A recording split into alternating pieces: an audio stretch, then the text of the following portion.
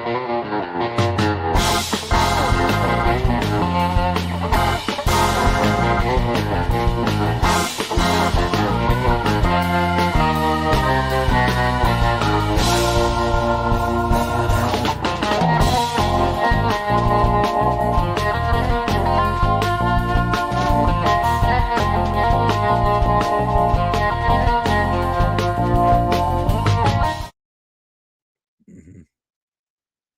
everybody. It's 9:05. It's Tuesday night. It must be time for the What's on Joe Mind TeamStream. I'm your host, Mike Irizarry. Little bit of a format change there now that StreamYard lets us actually start the show with the opener. So no incoherent rambling before the show starts. Damn it. We get to truly keep all of pre-show in the pre-show. We have delayed the incoherent rambling. Right. We save that for the middle of the show now. Mm-hmm. But we are a fan cast about the world of G.I. Joe. How's everybody doing? Oh, it's going to be a good show, I can tell. I worked late, but not as late as I thought. What? Are you back at school? Yeah. Oh, man. Yeah, break week was last week, man. Dude, my daughter just had a 4.5-day weekend. That's pretty much a fall break. Oh, Rob got a full week, man. Yeah, I had. What else do you want for it? Yeah, it was like 9 days. He was home the entirety of last week. I needed him to be gone. Did he accomplish any big projects? I got a lot. Well, I got a whole bunch of vaccinations. Okay, that's valuable. Had a doctor's appointment. We got bug bombed.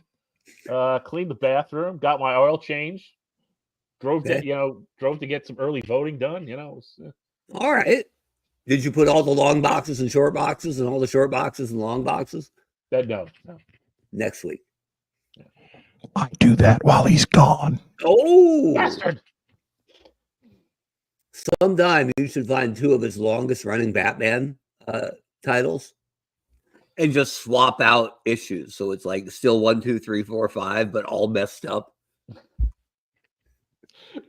I do that while he's gone. Yeah. He's mixing my Batmans and my Detective Comics. Right? I'm mixing Detective Comics with Booster Gold. Oh, yeah. Well, anyways. There's not that much of that. No. Anyhow, joining me in the top row, he's the former head of marketing for the G.I. Joe brand. He's enjoying a fine cola beverage. Yes, I am. No, not gonna give the plug. I'm giving it a shot. They ain't giving us any money. Look at that. Put that back down. Sounds good as I remember. Anyways, he's the hot show, Mark Weber. What's up? I'm just here to help. I would like to say that after, like 9 days of swimming in pink steel brigades, we are finally caught up. Unless you ordered between like 3:45 and now, your order is in the mail. And those customer service emails that I'm usually right on top of but haven't been, every one of them replied to. So can't wait. We'll do inventory tomorrow morning just to see if there's anything left. So, Mark, you were telling us before the show, is there a particular big winner in this week's email correspondence? There's a guy, said, knowing the answer, right? There's a guy who our Vanguard vehicle got shipped, but it didn't get to him, and he was the most pointed of anybody who had a Vanguard problems. And given that we shipped, tons of Vanguards, there really weren't many problems, but it is our most expensive thing to date. And, people pre-ordered it and they paid up front, so they expect to get their vehicle and have it work right. So not everybody was that friendly for the few that had issues, but I've been working my way through them. But this guy, man, he really had an attitude. And it went back and forth, and he never actually got his thing delivered to his address. And UPS wasn't being much help, and they usually are. And finally, I'm like, can we just send him a new one? And Bob's like, yeah, just get it done. We'll figure it out with UPS after. So I sent him a new one. Guess what that one didn't do? Oh no. Didn't get to him either. Is there a problem with this guy's address? Yes, as spelled out to me in underlined text. My address is, I'm going to totally make one up here. Right. 555 Holy Cross Avenue, Chattahoochee, Tennessee. All of that is not accurate. He's from Tewksbury. That's And I'm like, weird, because you kind of put 5355 Chattahoochee Avenue in Chattahoochee, Tennessee. So not only did the first one go to the wrong address, because you gave us the wrong address, but the second one to the wrong address as well. The funny thing is, the photos that UPS will give you of the actual delivery drop-off with the wrong address to go to, they took it to two very different places. nice. I'm guessing it doesn't exist. So they Right. Guessed, right. So now I'm waiting for tomorrow's email, which will be, I paid you guys $185. I'm like, yeah, we sent you $370 worth of product. So I think it's generous if we call it even. Baby. Yeah, I would say. If you can't put in the right address, the rest of the tracking down's on you. I dare say that the bonus product is a small price to pay for the time. Love that he sent it underlined. This is my address, really, because it's not your shipping address and it's not your billing address. They're both the same, and dig it, we can't change your billing address, right? You could put Mark Weber really blows as your billing address, and I can't change that. So anyway, that's not a tip for people in the audience to do. Well, only if you have a credit card in that name. But right, I'm willing to bet I'm going to get a saucy old email tomorrow. We'll see. Josiah Alcorn asks, if Phil is in the comment section, does that mean he's not a guest tonight? Not necessarily, but he's not a guest tonight. But you know who is on the show tonight? Who? It's Racktime Rob. Hi. Hello. Racktime Rob, you got to let Mark finish telling his own stories. No. That was. I just put that up. He like asked the question. I gave an jump answer. ball. That was a jump ball. Rhetorical questions. I thought you were going to give us the story of the a la carte shopper. Oh, we also had a guy who listed off the 7 specific accessories he needs from like 7 different figures. And if I could just let him know the cost and the shipping, he'll take care of that right away. Yeah. And a big part of me wanted to say, okay, cool. Hey, they all fit in a small box, so the shipping won't be too bad. The cost, $183,000. Well, what you need to do is just total up those 7 figures. Oh yeah, that's a good call. Ship them out. Yeah. But some of them are like totally out of stock, right? Like, hey, all I need is Decimator's weird spear gun and Destro's first pistol. Come on. Yeah. We're not Golden Corral. I'm sorry. You can't just come up and go, I want some Thai food with my barbecue wings, and don't work like that. I mean, that's entirely wrong, because at Golden Corral, you get a big plate of mashed potatoes, and then you go sit down. That's not bad. Any place that'll feed you mashed potatoes till you fall over, it's not a terrible place. I believe that by rule. This week, I sent shipments with love to Phil Donnelly and to Gunny as well. May have written on those sheets. Never know. Sent one to a guy in Bend and just wrote "Lava Bears" on the bottom. He's going to be confused. That's okay. Sorry, I was tangled up. I couldn't turn my head. Man, getting old, Mike. Yeah. You're becoming a Zoolander. You can only turn right. Right. No, he can only turn left. I did when I woke up today, and this is for those of you who are friends on Facebook or have already heard this story. I woke up today with both a stuffy head and a sore lower back. And then in the middle of the day had some jalapeno flavored potato chips which loosened things up here and inspired a sneezing fit. Oh, good. Which made my back feel better. Oh, really? So getting old sucks, but it gave me a weird couple of wins today, but it's a strange couple of wins. You have a holistic cure in Lay's kettle cooked jalapeno chips. Right.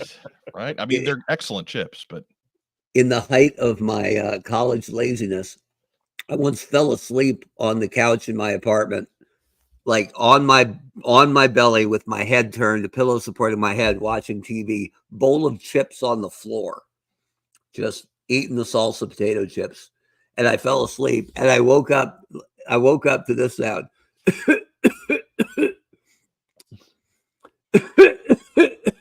And it was my fat cat Dante, who had wandered over and gone, hey, I never had a salsa potato chip before.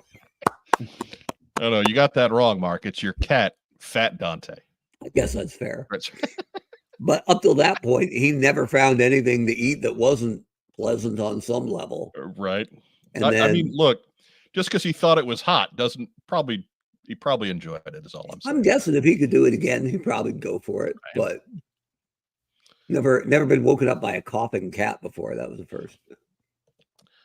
Figure Six Pack asks, has anyone spoken to Joe Bros in hurricane ravaged areas? I hate that term, Joe Bros. Anyways, yes, actually, I've been in touch with Eric from Surveillance Port. He and his made it through okay. We do have the link up for, again, donations to the American Red Cross for Hurricanes Helene and Milton in the comments below. So if you got a couple of bucks laying around, even if it's just one or two, please send it that way. But thankfully, no hurricane scheduled this week. That's good. They've powered down the weather dominator, and no hurricane this week. Anyways, yeah, that's the latest thing to come from the news. People don't believe in science, but we can make a weather machine. I wasn't worried about Adam Riches because he had built a bunker out of Royal Guards, so I knew he was going to be safe. Right. Just they spread their wings or what? I don't know. And they go. It's Cobra Law. Yeah. Either way, he's my main contact in Florida. So Firefly with a harsh lesson for the day today. You never trust a fart. Well, that's a tough one. That's a tough one, man.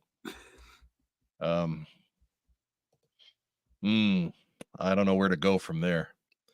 I have to say I'm lucky enough that I've never had that experience. But all the same, don't trust farts anyway. Yeah, it looks like this. No hand. No, like, oh, I'm ashamed. It's more like, what am I gonna do now? Oh.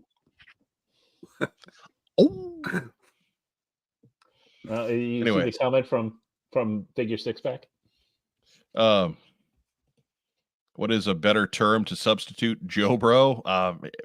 Joe fan, Joe collector. I go with Jonely fans. Ooh. How about hey there, Jonely boy.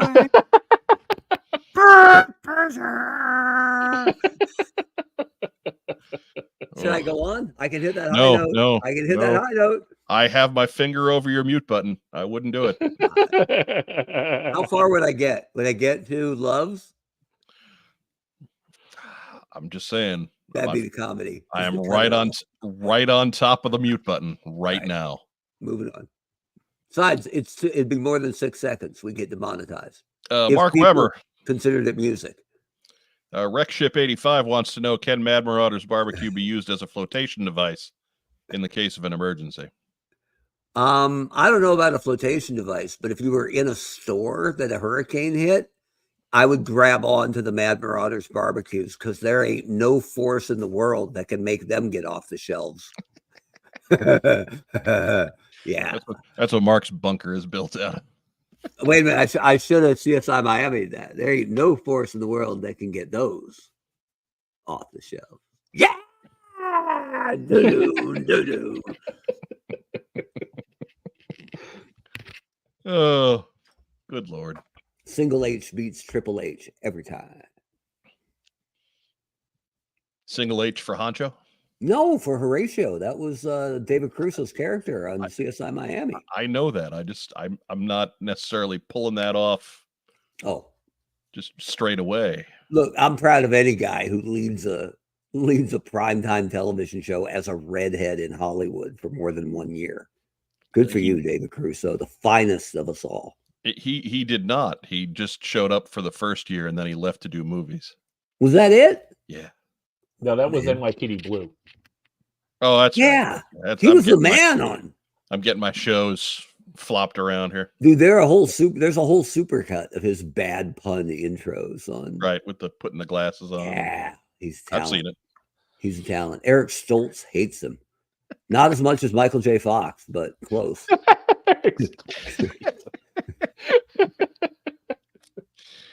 Oh, what do you say we get into community calendar?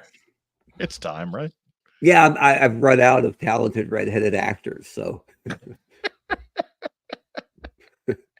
it's Larry from the Three Stooges.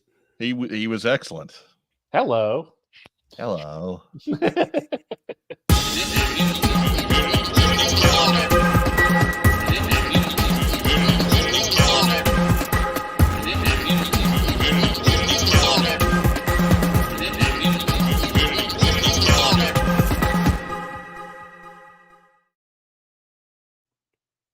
That's right. If you have a show you want to get on the community calendar, that email address was there for you. whatsonjoemind@gmail.com.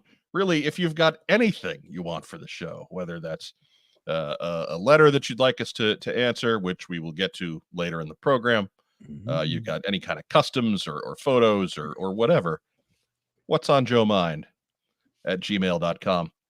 One more time, whatsonjoemind@gmail.com. What's that promo code again, Mike?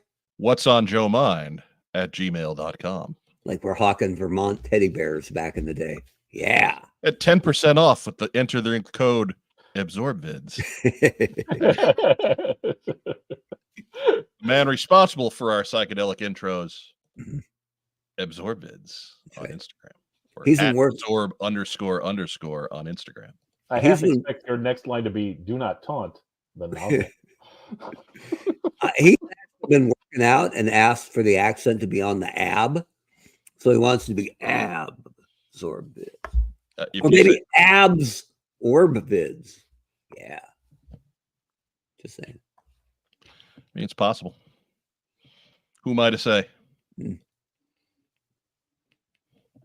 I've been in contact with him lately, but I can't say that we talked about his fitness routine. So a lot of crunching.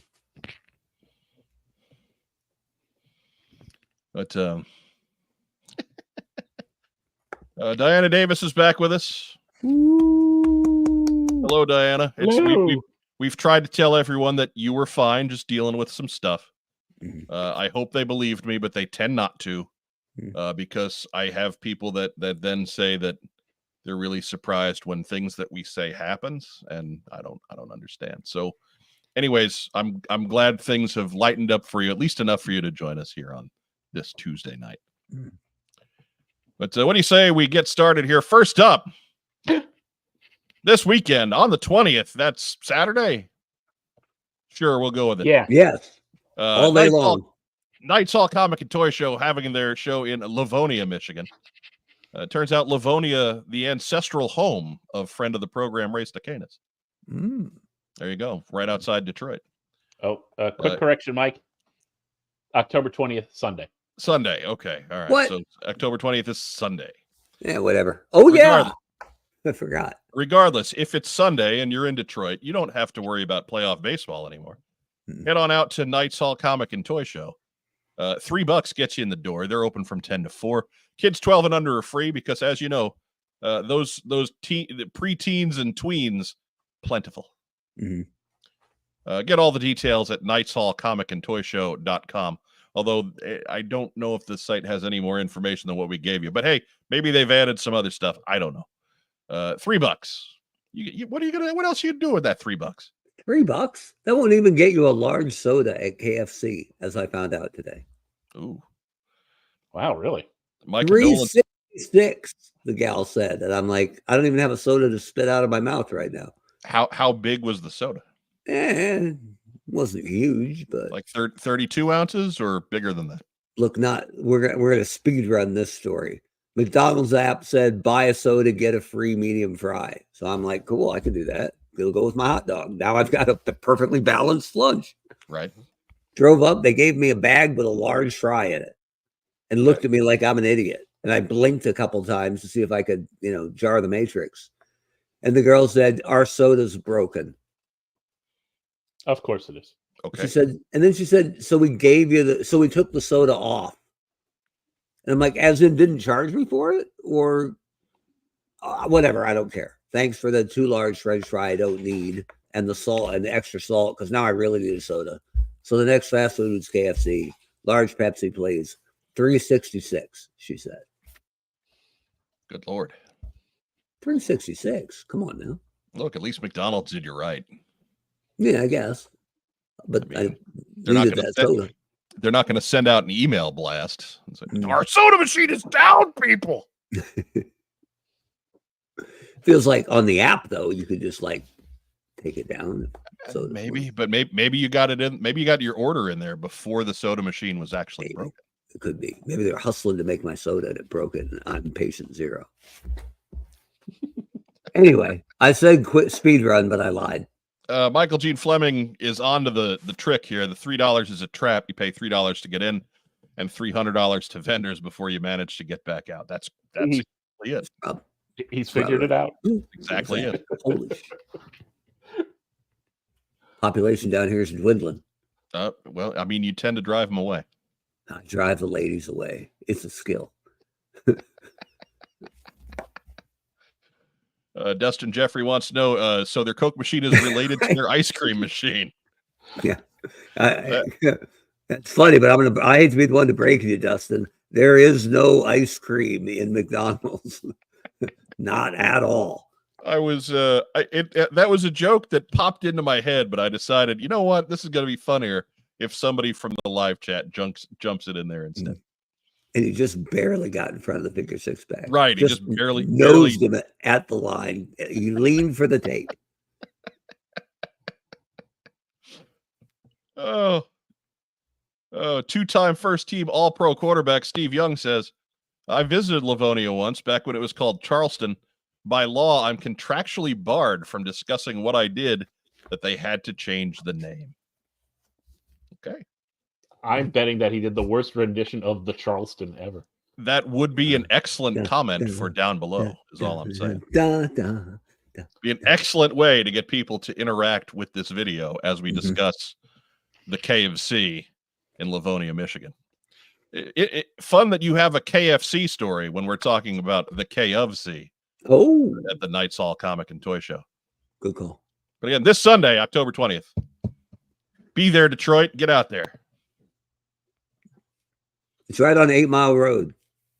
I don't think that's true. It's right there on the map. I think it's on Farmington Road that is between 7 Mile Road and 8 Mile Road. Whatever. It looks like it looks like it's about like 7.4 road. Right. Yeah. You can go hang out with Eminem. Or go to 9 Mile Road, but things there are kind of weird. Yeah. And you don't even want to know about like 12 Mile Road. Crazy. Oh, anyhow, next up. Hey, Inside Pitch Promotions has a couple shows coming up in November. People steering clear of the Halloween holiday, or at least no one's writing to tell us about the Halloween holiday. Yeah. But anyways, November 2 and 3 in Rolla. They're at the Kerr Scott building. They're from 9 to 4 on Saturday, 10 to 4 on Sunday. $5 gets you in single day, $8 for the whole weekend. It's a bargain at twice the price. Hoping the Fleming boys get there. We need more pictures of stuff they buy at shows. And then on November 16th in Salisbury, the West End Plaza Event Center. They're there from 9 to 4, just on the one day. What day of the week is the 16th, Rob? Is that Saturday or Sunday? Let's see here. It's Saturday. Come on, Rain Man. Come on. Hip, hop, hip. I'm a very good driver. It is a Saturday. As I consult the calendar. Right. I figured that out from November 2nd. So, yeah. I got half a brain cell left today. Mm-hmm. My job involves IT logistics, and we are cleaning up still after all of the hurricane action down south. And then on top of it, this weekend was Columbus Day, so none of the engineers worked yesterday. So today was like a double Monday. So if I say something that's completely out of left field, just roll with it. I'm not drunk, but I might as well be. Mm-hmm.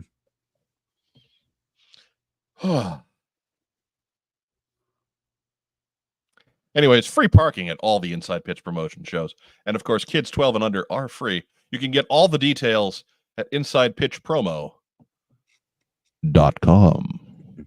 I shipped a package to Hickory this week. I was pretty Did you? excited about that. Yes, I did. Knowing full well we talked about them on the show last week. Mm-hmm. I was going to write something, but I figured it would take at least a paragraph to connect those dots, so I let it go. Michael Gene Fleming says Rala is planned. That's his birthday weekend trip. May skip Salisbury. So we're going to the Retro Toy Con in South Carolina at the end of November. I wish we knew something about the Retro Toy Con in South Carolina. I wish somebody would tell us about these things. It's that kind of thing that makes me want to punch people in the face, but not Michael Gene Fleming, because I know full well he could still take me for the next 20 years. Right. He's a burly lad. Birthday weekend. It must be nice. And he's young. How about 6 hours of a birthday? You get 6 hours. When that sun goes down, forget it. Birthday boy. What's on JoeMind@gmail.com. Send all of your community calendar shows. Next up, Florida toy shows and expos have a number of events going on as well. This takes them through the end of their calendar year. But November 2nd and 3rd is the Florida Extravaganza out at the Florida State Fairgrounds in Tampa.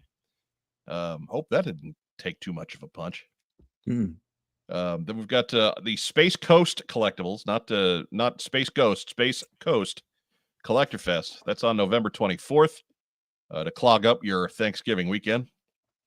That is at the Cocoa Convention Center in Cocoa, Florida. And then lastly, in December, the Star Wars Holiday Special, which I had to get on there because it's the Star Wars Holiday Special. Their promo poster had B. Arthur, for Christ's sake. But that's December 8th, and that's at the VFW in Orlando, Florida. All shows $10 to get in. Again, kids 12 and under are free. They're open from 9 to 4.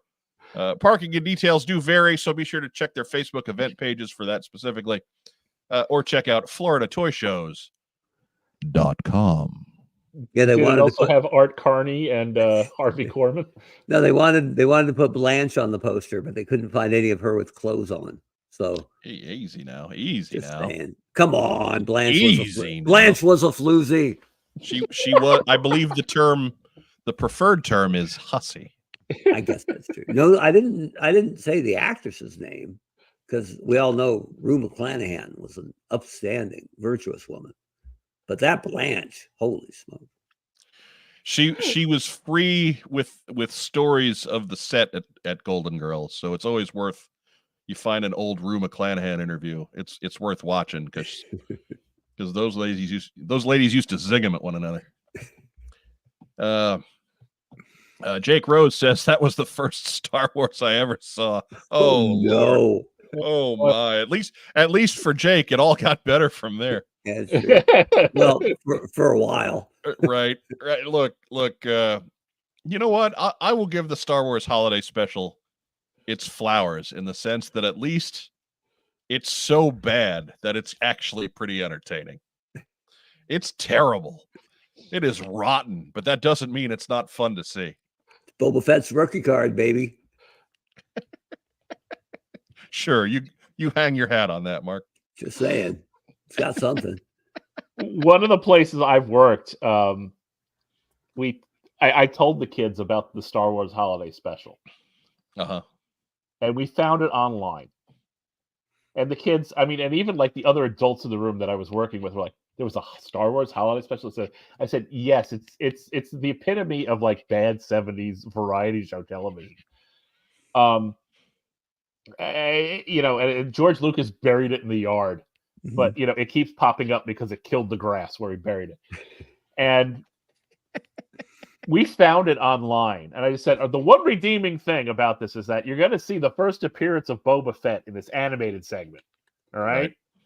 And then basically when we get to that point, there's a header card in there that says animated segment pulled due to copyright constrictions. Oh.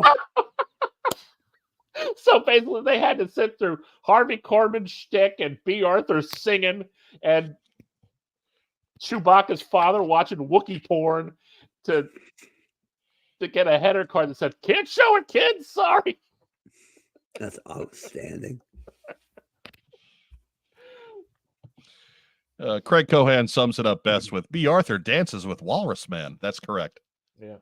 That's correct. But she had to lead because, he only has one arm. And flippers Yeah. for feet. So that doesn't help. That doesn't help. Matt Rubin has it saved on his watch later list on YouTube. Good. Just, whenever we're done here, that's fine. You go ahead and roll into that. But that's right where it belongs, on the watch later list. You're here now, damn it. Some other time. You stay with us, damn it. We'll find you. Anyways, while you're here, make sure to click the little thumbs up thing and make sure you're subscribed. About 30% of you every week are not subscribed to the TeamStream. What's which up with boggles that? my mind, because if you show up and you watch any length of a show this long, it's going to suggest us to you for the rest of your life. So please help us out a little bit.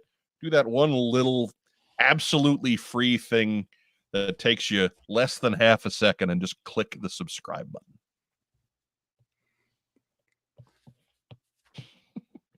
Craig Cohen. It's only an hour, but it feels like 3. That's true. Yeah, it does. It does drag on. It really is. It's like the best of the Mystery Science Theater movies. It's fantastic in its own horrible way. The impressive thing though is they got the whole damn cast. That they did. They were all stoned off their ass for it, but they got them all. I don't believe Luke was stoned. He was a good boy. Have you seen his eyes in that shit? He's a little weird. He's a little glassy. He may have been drinking to forget, but he's probably the most sober. Mm. Because Carrie Fisher is. Yeah, well, if she was on the wagon before that, she was not coming out of it. And Harrison Ford has always, partaken. But yeah, it's tough.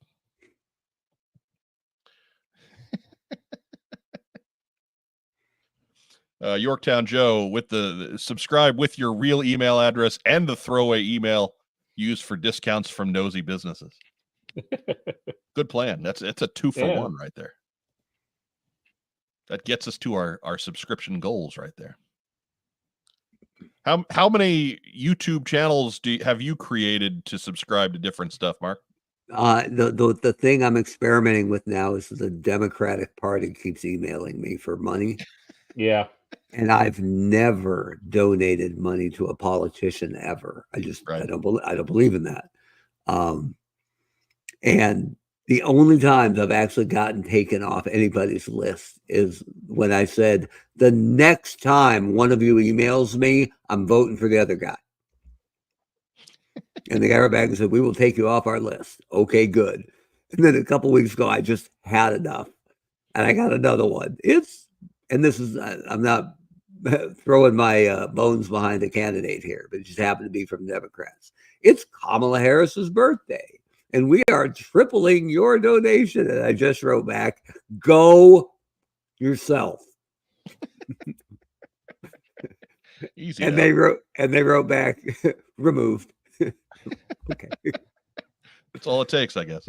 I guess there's only two things that actually work. I've also tried the plea of logic, right? I am on the government's do not call list. And it's interesting that only one of the parties is ignoring that request just to scare them off, right? Like I mean, once word gets out on what you said, Mark, I bet the other party will not leave you alone. That hasn't happened yet, right? It is so annoying. I think it's actually the other party doing it. Yeah, right. Piss me off. Like it has never been this bad.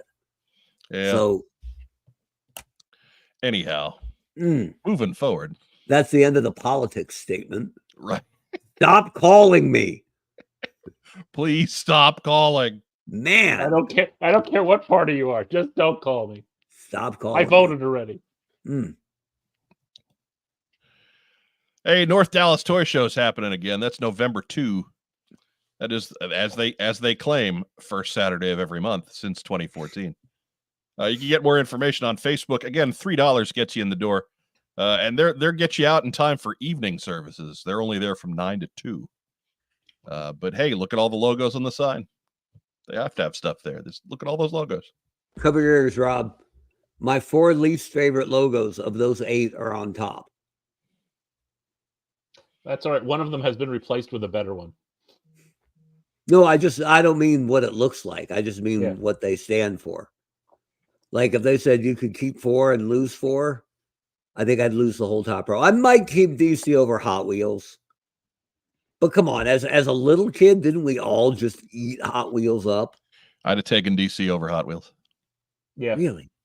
Yeah. And I liked toy cars, don't get me wrong, but if you told me Superman and Batman versus toy cars, Superman and Batman in a heartbeat. I actually, DC were my first favorite superheroes because it was the 60s Batman show and the Super Friends that were the introduction. But once I got into the West listening. Once I got into actual comic books, I was a Marvel guy forever. But Funko the Turtles and Pokemon can circle the drain. Do not care. As we can tell by your terrible X-Men comic collection. So good. So many X-Men comics. Ugh. Only have to grow backwards. But the ones I need are expensive. Michael Gene Fleming wants you to know that the do not call list has an exception for political calls unless something's changed. So also non-profits, I'm told. Yes. Yeah. Which is like, hey, that's great. Guess what? Don't want to be bothered by them either. Not that I don't donate to charity. I just know my charities and we're good. What if I started forwarding you the nonprofit emails we get from what's on joemind@gmail.com? Oh, they would just send them to eternalbaseball@gmail.com and they would just stack right up. I'm pretty sure. There you go. Hey, I was looking at your website. But would you like to increase traffic by 400% next month? We've made enough charitable donations at this point that to Canines for Warriors and what's the one?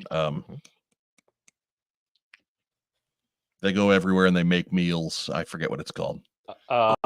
World Central Kitchen. Thank you, World Central Kitchen, and stuff over the years, so that the What's on Joe Mind email address is a veritable font of nonprofit emails. Rachel Salinas wants to know that so the Valaverse Turtles crossover line is on hiatus. I think Rachel has a very inflated opinion of my sphere of control and influence at work. Look, you're the number 2 guy. I am, right? So with a big silver medal. Actually, the Valaverse office has toys, all sorts of, mainly 80s toys, all over the wall. And there's a big Turtles area. Bobby likes the Turtles. So who can say? Even as a kid, I remember looking at them and going, it's all the same mold. They just changed the accessories and the color of the bandana, right? Like, didn't do much for me. Better than He-Man, but Firefly says that he thought carrying Funko was the proverbial boat anchor now. Don't believe it. Funko has used up its goodwill with toy collectors, but the general public loves Funko. Yeah. Still loves those pops. They sell them in gas stations, right. for Christ's sake. Gas stations. Hmm. A third of the floor at Kokomo Toys is Funko Pops because they sell them. It's not for fun. You think Funko Pops are fun? No, people buy them. Anyways, next up. Toy Man's happening the same weekend. Hey, It's on it's Toy Sunday, Man. though. November 3 from 9 to 2. $5 gets you in the door. $15 gets you in an hour early. That's when all the deals happen.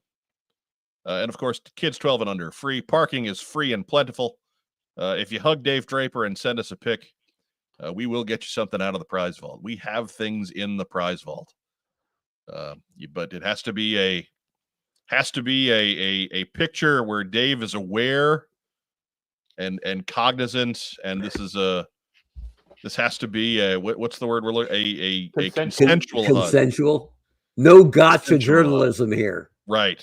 No Morton Downey Jr. run up. Tackling Dave Draper does not get you in the prize vault. You cannot pay Roman Reigns $50 or Braun Breaker, either way, to light up Dave Draper on camera and call it a hug. Right. He's not a wrestling guy. So if you found Pixel Dan at a show, that might work. Or Ray, right? Doesn't Ray have a wrestling background? He does. Yeah, he does. Mm-hmm. They're crazy. They would enjoy being tackled by the pros. But yeah, no, it didn't. Just don't. No. Consensual hug for Dave Draper. Or a non-consensual figure 4 leg lock that pays $100. No, don't give people that because they will run with it. It's Rob's money. Who cares? Bart asked, do you get to pick your kid or is it a blind bag? At Toy Man, they let you pick. Toy Man's pretty good about that sort of thing. Pick a tall one. They can get stuff off high shelves. That's right. Maybe they get a basketball scholarship. The sturdy children always go first. Yeah. They're better for chores. So if you're around St. Louis, head out to Bridgeton out by the airport. The big 2-story machine is tall. It's full of toy dealers. $5 gets you in the door. Have a good time. And then, of course, Assembly Required happened in November 8 and 9. All kinds of guests going to this one, but the only one you need to worry about is sitting right here, baby. Oh, yeah. Oh, yeah. Top billing. That's right. I'm going to give me top billing on my show because I don't seem to get billing at all anywhere else. But anyways, it's there. It's going to be in Des Moines. Des Moines is for lovers at the Hy-Vee Hall Events Center. Get more tickets and info and hotel and all that kind of information at codenameiowa.com, like it says on the screen. We'll have a little bit more about Assembly Required as we get closer, like probably next week. We'll make that big push. We had other stuff we had to talk about this week. Des Moines is for lovers, but so is Mike. Yeah! Yeah. Yeah. Single and ready to mingle, ladies of Iowa. Come get your tickets. That's dangerous. The What's on Joe Mind kissing booth is now open. I've been to Iowa. Get out of here, Gunny.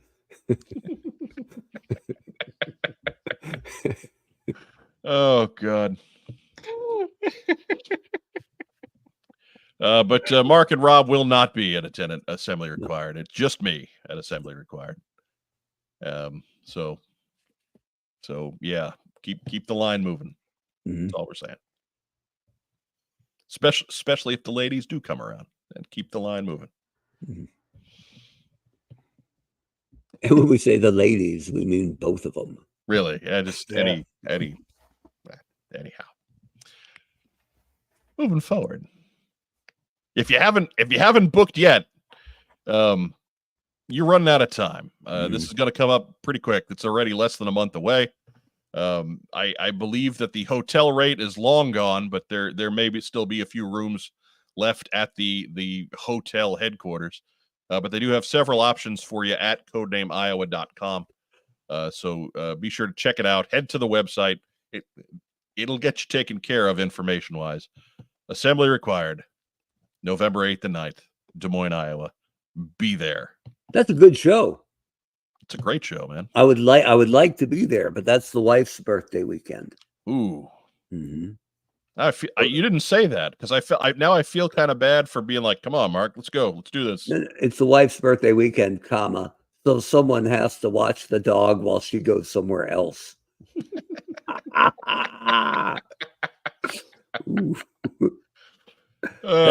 Is that a hint? I think so. I don't know if it's a hint. It might just be an overt statement. We'll find out. Greg Augustin notes that Larry Hama will be at Assembly Required. We'll talk more about the guest list at Assembly Required on next week's show. It's still a little far off for me to give the hard sell as far as guest lists go this week. But you'll get all that information.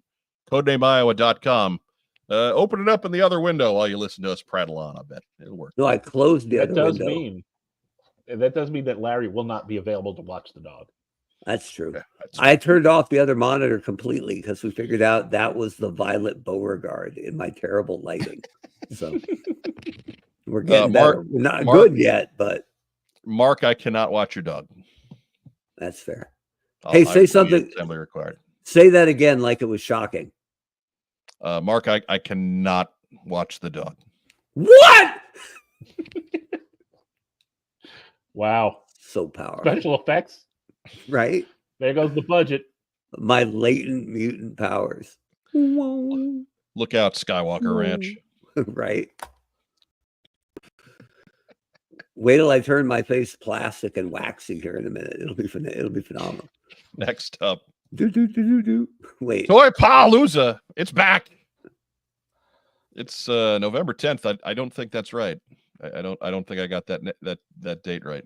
Is the date wrong? I think so.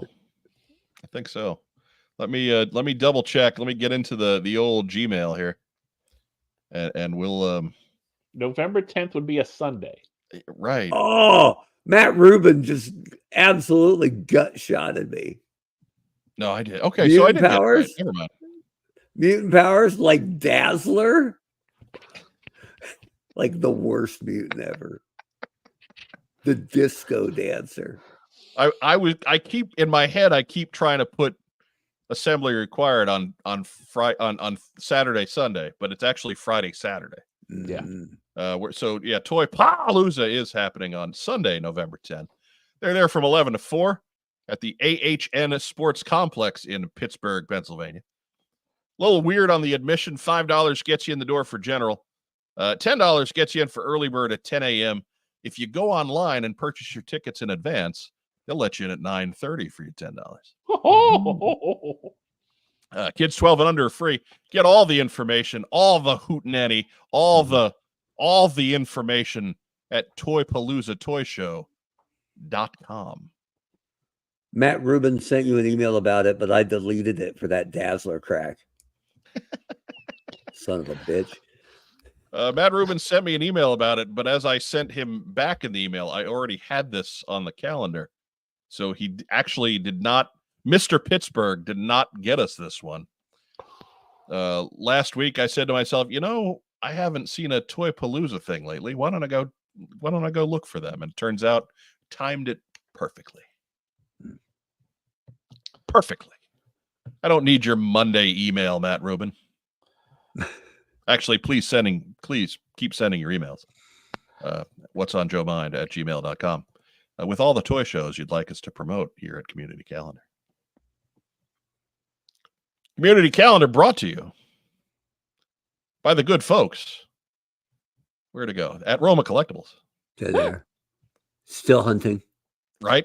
They're at 1030 Upper Valley Pike in Springfield, Ohio. Open 12 to 5 Wednesday through Sunday. Closed Monday and Tuesday. Those are the What's on Joe Mind watching days. You can see Aaron and Mary Mercenary there, your shop's proprietors. They are wonderful folks, absolutely friendly, knowledgeable. You're welcome anytime between 12 and 5. Just, again, make no eye contact. They will charge, like a rhino. They will charge. This is their promo shot for the canceled 10th season of True Blood, I believe. Yeah, I think so. It's a shame. It's going to be a good year. And of course, we'll give a proactive shout out to Aaron, who continues his fight against cancer. It's going very well. He's been back at the store. We're expecting to see him in Iowa for Assembly Required. So He's lost a little weight, but otherwise he's Aaron. Killing it. Just like reminds me of that one of my favorite lines from Tremors. Broke into the wrong goddamn rec room, didn't you? That's Aaron with the shotgun right at the gates. One of my favorite bits, man, from that movie later on when they're on the roof and he's just randomly shooting blind with an elephant gun at the turret. And Reba McEntire's had enough. God damn it, Bert! And to wind up community calendar, remember they've got a Tom Riley sighting at Hub Comics in Somerville, Massachusetts. That's the comic shop owned by a friend of the program, Tim Finn. Tom Riley will be there from noon to 4. I mean, I assume Hub Comics is open earlier and stays open later, but you know, whatever. We're not here to tell you when to shop. We're just going to tell you when Tom Riley's going to be in the house. So stop by, get a signature for Tom. It's just in time for G.I. Joe 1 to be on the stands. Bring your copy. He'll give it a signature. And say hey to Tim and the rest of the gang at Hub Comics. No, I try not to rip on art ever because I can't draw at all. True. But is the Baroness's head too small?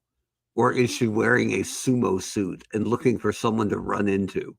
I think her armor just kind of blends with the smoke in the backdrop there. I think she looks a little bigger than she's supposed to be. Yeah.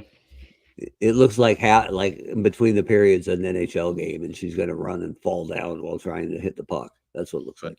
I just think that the armor that they've given her actually has some bulk. Yeah, that's actually probably more realistic. It's just nobody's ever drawn the Baroness like that before. Right. We're used to just seeing ultra slinky females on our comic books, so that when one actually gets a workable suit of armor, we're a little confused. But and it makes the head look small. Right. But in fact, not the case. Because again, you look at the rest of everybody's proportions look okay. You know, she did. If you do the underdrawing though, she's got the giraffe neck from the Baroness Snake Eyes movie figure. Tom Riley did a fantastic job on the Duke book, so I assume that it's going to be fantastic work going forward with the G.I. Joe book. It's a great looking cover. That's just the one thing that popped out to me. And I'm very, very excited for the Risk character because you know what? New characters. Matt Rubin says he's surprised New York Comic Con has been mentioned because New York Comic Con doesn't need me mentioning it. I'd rather help. I'm going to give the time to things like this and to small shows like Toy Palooza before. I mean, what does New York Comic Con need from What's on Joe Mind? They can invite me if they want me to give them free pub. That's fair. Right? That's fair.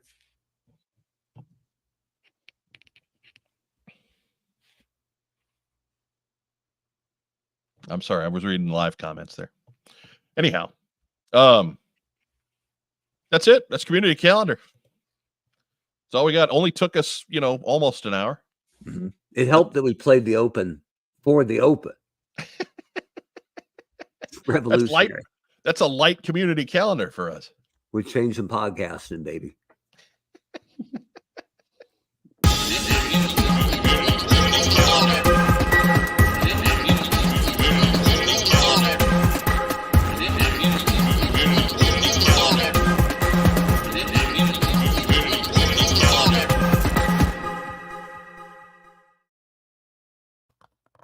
And remember, if you've got anything you got for the show, what's on Joe Mind at gmail.com. You saw it right there. Right above the beach party, right above Rap Joe. It's all right there for you. That means it's time for the news.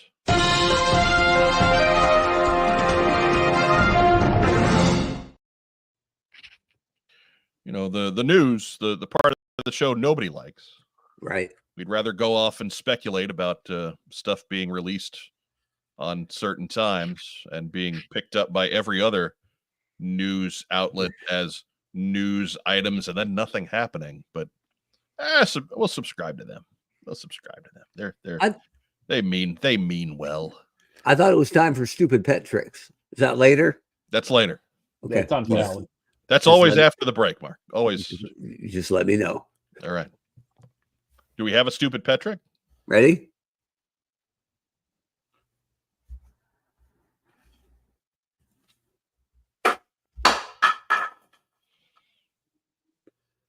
The dog's so dumb. I'm moving around and she's following it like a hawk. And every other time she runs into, especially a 2-liter bottle, and she just body checks it, knowing she won't get it on the first grab. So she just body checks it across the kitchen and then Scooby-Doo's for a while the legs run, but she makes no progress.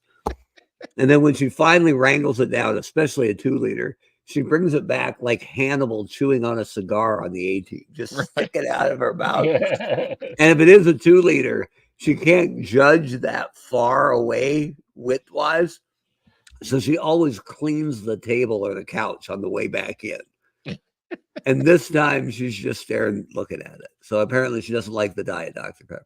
No, she knows you're on camera. Yeah, but she's not. Yeah, but she's freezing up because she knows you're here. Hopefully Colin will come by. At least he's cute. She knows all the world is paying attention to what she's got going on right now. And she's a little freaked out. And I'm putting the stupid in stupid pet tricks. Or maybe the stupid pet in stupid pet tricks. First news item. Do. On Kickstarter now. Our friends at Chicken Fried Toys. They've got Kicking That Chicken, a toy horse story, as part of their Western Tales line there.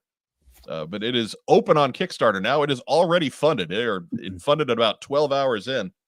And they are going until November 18th, 8:30 p.m. Normally, we don't pay a whole lot of attention to what Chicken Fried Toys has going on. It's usually not, it's 3 3/4. The scale is right for us, but the subject matter is usually a little bit off. But those guys look a little familiar. So I figured we'd give this one a little bit of run in case you were interested. I believe these are the forces of Cowbra. It's not my joke. Anyways, it's their joke. It's not my joke. Be sure to check that out. They've got some cool representations of what Cobra Commander, Cobra Troopers, Crimson Guardsmen. That's Snake Eyes on the end there. They've got all kinds of fun Elseworld style GI Joes. We'll call them. Does Snake Eyes come with a stick of dynamite or the least functional nunchucks of all time? They're just chucks. I believe it's a stick of dynamite. It's a nunchuck. If you figure 82 Snake Eyes, 82 Snake Eyes came with the explosives pack. That is an 1870s explosive pack right there. Just a stick of dynamite. Right. It'd be the bundle of dynamite. Right. Just got the stick. Big stick of dynamite. I'm still holding out for my Corporal Randolph Agarn of Passaic, New Jersey figure. I don't know what that is. From F Troop, Mark. Oh, we didn't get F Troop. Yeah, never go far. It's just keep F Troop in the top of your head. But there's all kinds of fun stuff, all kinds of fun GI Joe homages in this campaign. So be sure to check them out. And they're also doing horses. Timber the horse. I don't know if it's Timber the horse. No, it has to be. But I think they went ahead and gave Timber a pass. I think Raucous the horse. Let's let Timber go on this one. All right, fine. But the main purpose of this particular Kickstarter from Chicken Fried Toys is the horses. These figures are just kind of are there to help pad things out a little bit and to have a little fun. So be sure to check them out if you're interested at all. I got 18. It always makes me nervous when I got a whole mess of comments that I haven't read.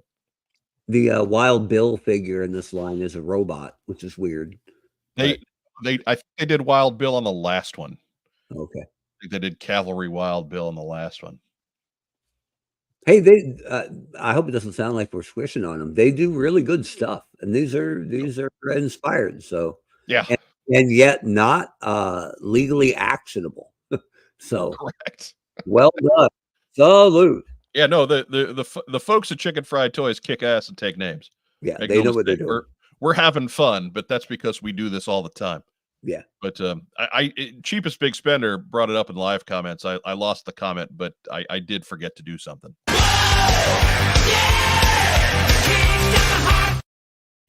There we go.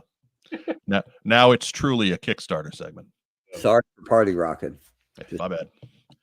I'm not used to these leading off, so I was thrown. I was thrown. Next news item. Do. Hey, ooh. What happened? I got a sticky button. But remember, Walmart Collecticons later this week, specifically Thursday and Friday, rather. The 17 and 18. As you can see right there on the sign. Look at Optimus just shamelessly plugging like he does. Optimus Prime, huckster. With this terrible weapon. Hey, wait, back that up. I figured out who the guy on the right is. That's young Kool-Aid Man before he really let himself go. Anyway, I'm not dignifying it. Just saying. We do know in advance from the folks at Super 7 that this is going to be one of the offerings exclusively available at Walmart for Walmart CollectorCon. That's right. It is the ultimate red laser. If you don't recognize him, that's because he was part of the UK Action Force back in the 80s. He was a straight repaint of our 1983 Cobra Commander. But it is the red laser. He is the artillery expert of the Red Shadows. He will be available for $55. He's got some familiar style accessories there. He's got the Sunbow looking laser pistol. He's got the hairdryer gun. He's got binoculars. He's got the weird sniper rifle that Cobra Commander tries to shoot Lady J with in the cartoon opening. He's got a bunch of hands. Fun time. Good repaint. Good exclusive type figure. If you're really in on Ultimates, you're in for this one. Otherwise, you can let it go. It's like Evil Grand Slam. Kind of. Literally. Kind of. Evil and British. Right. I believe Red Laser was Japanese. Really? Yeah. I didn't know that. I think he was. I am don't quote me on that. Could be completely wrong, but I think that's true. Okay. Anyhow, Mark Weber, what do you think? You know what? This always was a cool, different take. Like if you were going to repaint Cobra Commander without changing anything on him physically, this is pretty good for what you could do, right? Like we're just going to flip it. We're going to do the blue to red. We're going to give him actual eyeballs. And I always thought this guy was kind of inspired. That being said, I haven't dove far enough into G.I. Joe collecting to get to Action Force yet. I get enough of my Action Force 9 to 5, let's be honest. Right. But I got no problem with this, right? It's like you said, perfect kind of thing to do for an exclusive. But you also have to be a vintage Action Force fan and an exclusive scale collector to be down on this. So I hope they didn't make too many because that's double niche, right? So I have an old school Palatoy red laser figure. Is it like the 5 POA? No, he's a repaint of Cobra Commander. Oh, okay. I have him, and I've got Red Jackal, the Destro guy, which is basically Destro with a t-shirt on and instead of the bare chest. I think if I ever dove in, and maybe in my rich fat cat retirement days, it would be going for the Action Force vehicles that either didn't exist in the G.I. Joe universe or something like the APC that they actually made a lot better than the US version. Yeah. But I do have a long way away. I do have the ATC. It's so much better, right? It absolutely is. It is entirely better. I lucked out, right? Because I went to roll call a few times overseas, and it was before everything got just crazy expensive. Right. It was before that explosion, so I got them for relatively affordable, and from the place they were from, and didn't have to pay shipping. So I've lucked into the few pieces of most of the few pieces of Action Force stuff that I own. Except for the claw, baby. I saw you get the claw. Right, the claw that we got at Joe Fest this year, notwithstanding, because that was still ridiculously inexpensive. How'd you get that stuff back? I truthfully, the 3 times I went, I brought a bunch of stuff with me. Oh, okay. So I sold things at the table to help subsidize the trip, and those guys, they loved it because most of the Joe stuff at that point were not available there. Okay. Like it was the height of your run and so Mark Weber Joes were a big moneymaker for me. And not just for you. Everywhere, baby. That's right. Yeah. that 2-year run will live on forever. But I made a profit just by I would say I remember specifically grabbing a couple of those Flint Vamp Mark II sets, and say they cost $25. Well, if I just put a tag on it that said 25 pounds, they were thrilled because that was far less than they were seeing it for, and I was making 80%. There you go. I mean, it was easy. I felt like I was performing a public service because that's all they were expecting to pay anyway. That Weber Joe line, man, those 10 to 18 items, hot stuff. Yeah, they are.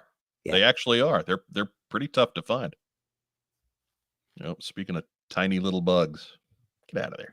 Come on now. Right on my screen. Talk about ballsy. Wants to be part of the show. Who doesn't? Andrew Garrison can confirm I was selling at Rollout Roll Call. He was usually sitting at the table with me. That would be good for confirmation. Right. I mean, it was one of those where Andrew Garrison was a seat filler for What's on Joe Mind at Rollout Roll Call. He was, because either I was gone or Gary was gone or noted author James Kavanaugh was gone. So pull up a chair, Andrew. But who was always there? Big Al. The 1 year that Big Al went, yes, Big Al was a constant presence at the What's on Joe Mind table. Is that because there was seating available? Right.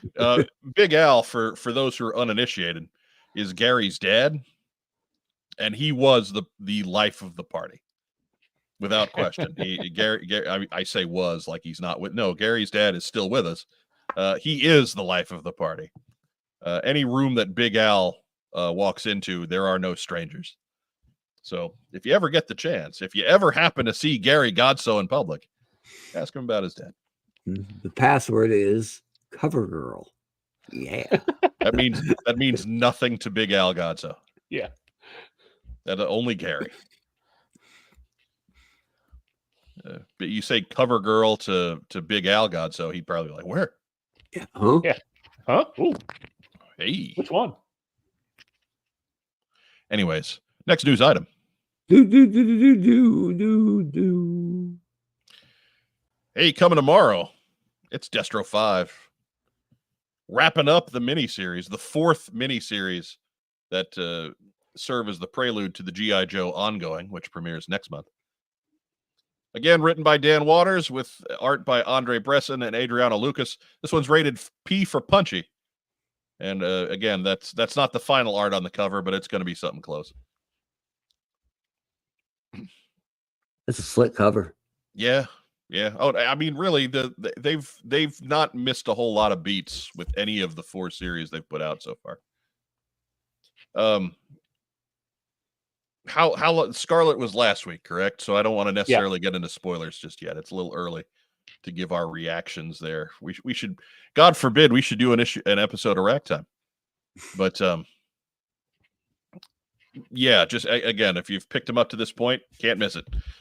Scarlet was a little surprising when it wrapped up last week, so it'll be interesting to see where those characters go going forward. We'll talk a little bit more in depth about that down the road. Also from Skybound, on the 23rd, we get Void Rivals 13. Got pushed back a week for reasons I don't know. I have no insight for you. They couldn't find Springer. Springer wouldn't come out of his trailer because he's a diva. And then November 13th, of course, G.I. Joe 1 happens. I have not seen a listing for Real American Hero 311, so I don't know what's going on there. I have no news for you. But again, that book isn't going anywhere. In 310, they said they were skipping this next month. Okay. Yeah. Right.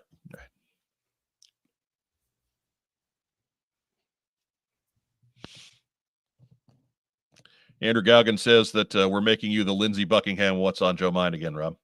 It's all right. Oh, Lindsay. Oh, I'm so sorry, Lindsay. I get a cookie cake. You got a cookie cake. Anyways.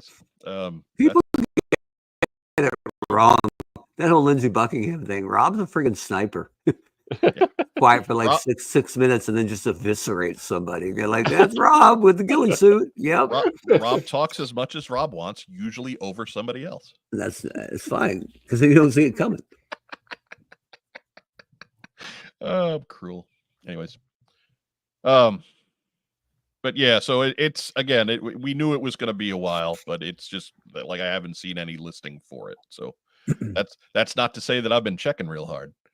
Because again, my work's been crazy. But Rachel Salinas asks, who's getting the next single story treatment? Hot Seat and Wild Boar. No, there are no more miniseries planned as of yet. I was pulling for Armadillo driving the armadillo on the cover, but that would be fantastic. No, not happening. Hot Seat, the race Bannon of G.I. Joe. He's got to throw a barrel at it. Yeah, he's prematurely gray. Oh, my. Next news item. Hot Seat. There are many of them, folks. Look at that. The cat driving a tank. Right. We're there at the end. We be sure to tune in to the G.I. Joe 3D printing podcast for all of your Chonky Tank Kitty and Meowler Tank news as they continue to log away on their desert vehicle project that they're working on in the 1/12 scale. It's cool stuff. Be sure to subscribe to them on Facebook as well. You get more details there. But once you're done, the link to the G.I. Joe 3D printing podcast is on our main channel page. So you can link to it right there. Be sure to give them a subscribe. I don't know how good that plug is going to be because I ask people to subscribe to us and it doesn't work. So fellas, I apologize. It's probably not going to help you out too much. It's probably going gangbusters. They're all going there. Right. They've surpassed us. It now looks silly that we're asking people to subscribe to them. Anyways, that's the news.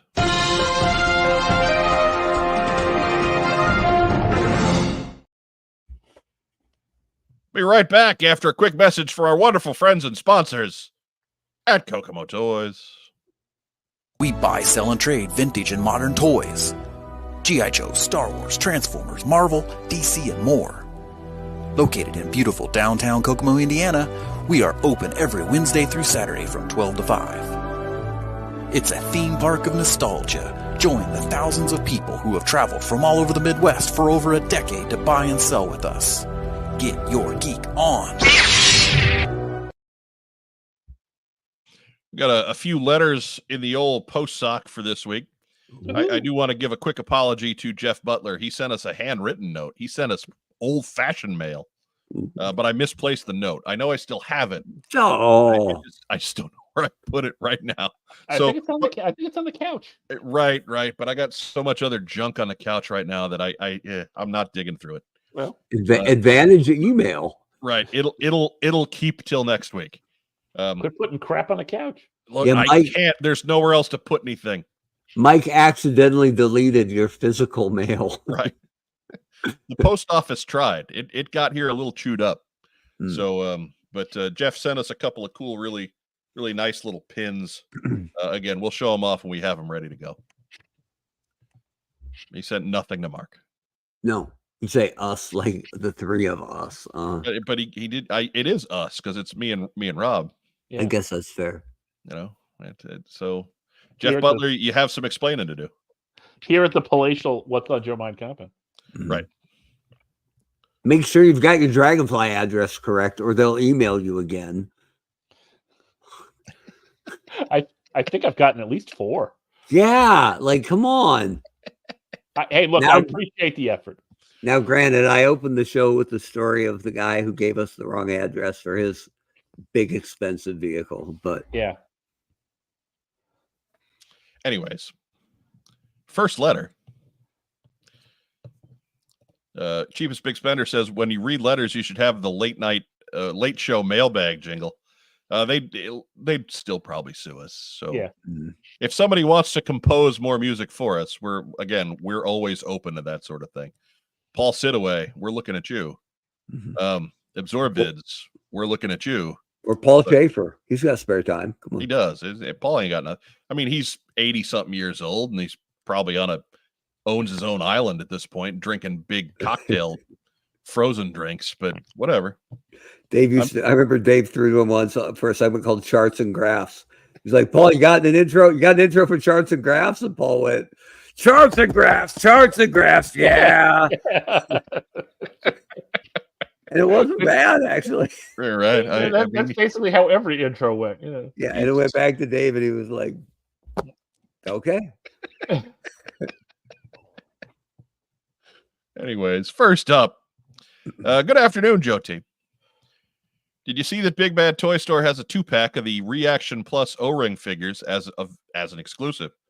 They have a Tomax and Zaymot set with the twins in their business suits. It was a surprise reveal for me. I really enjoyed your review of the new O-Rings. I just got mine yesterday, but I won't open them for a week or so. I hope you keep doing these reviews. I like hearing the comparisons to the originals since I don't have any of them left anymore and wouldn't begin to know the differences. Happy collecting. From Ben Kidd. Now, Ben Kidd, this does expose you a little bit because we did talk a couple of times about the Tomax and Zaymot 2-pack. Like when we saw it showed off pictures of the prototypes from Joe Fest and all that other good stuff. So come on, man. You're supposed to watch every week, not just a couple of weeks. Don't be bringing him down. I was going to say, he's the most positive fan in the entire Joe universe. Leave him alone. Right. We forgive you because you actually took the effort to write us an email. But again, glad you enjoyed those. I don't know how often we're going to do impromptu reviews like that. It was just something that came up and seemed like a good idea since I just found them a lot earlier than it felt like I found them a lot earlier than most other folks had. Because they didn't do pre-orders or things like that. They just showed up in the store, and for once they showed up in our store. Which never happens. So I figured, hey, it was a good time to bust out some Super 7 Reaction Plus and do a little chatting. But I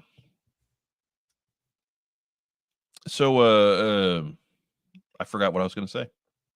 Mark, Weber, you have any thoughts? Cobra Law sucks. Do you have a theme song for this letter, Mark?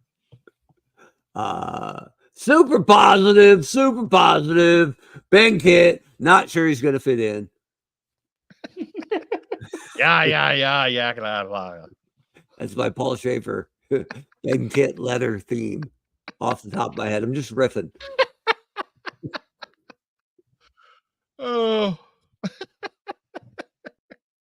I still haven't found Snake Eyes, by the way.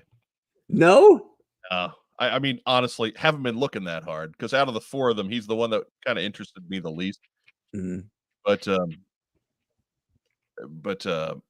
if you're wondering, if you didn't see this would have been 2 episodes ago, so 3 weeks ago.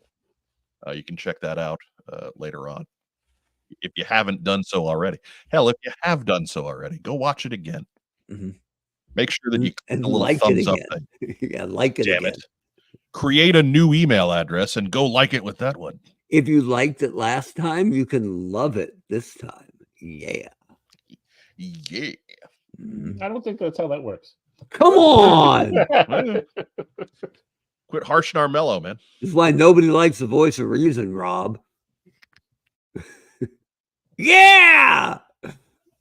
Ban that guy. Dude, he was once on my podcast. He was like a Russian robot trolling hate. No. I banned him. You just clicked wrong.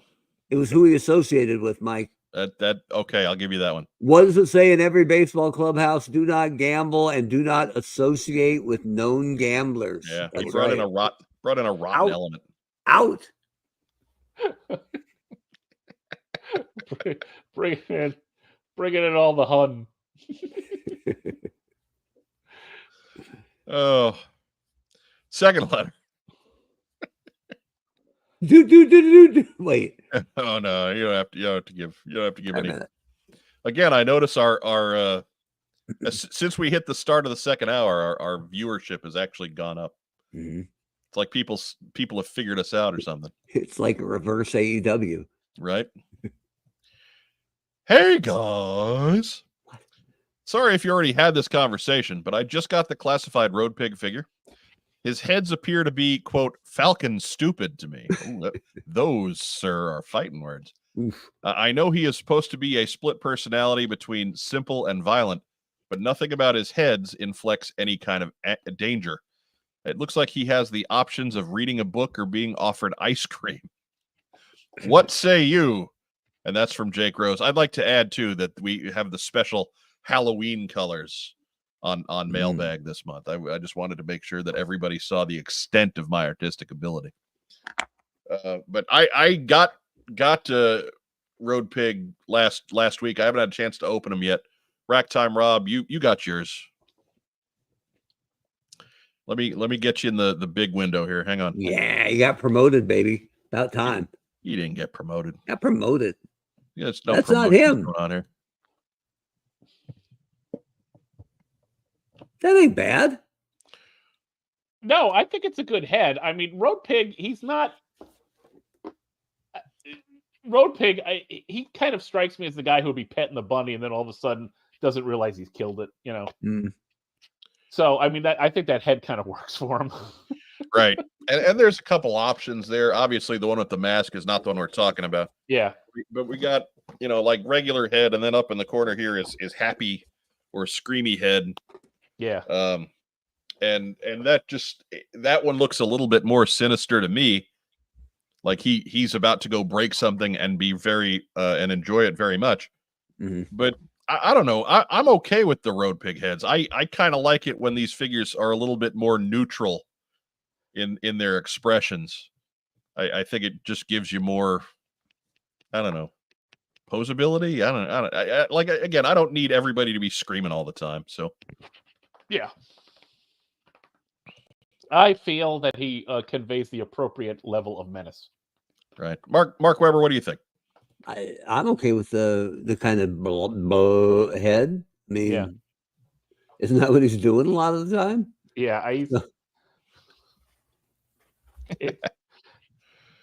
and nothing's, just to be clear, nothing's Falcon bad, right? No, like not you get a long way to get close to Falcon territory. Yeah. What's the Walmart Falcon do? That's just should have come with two heads.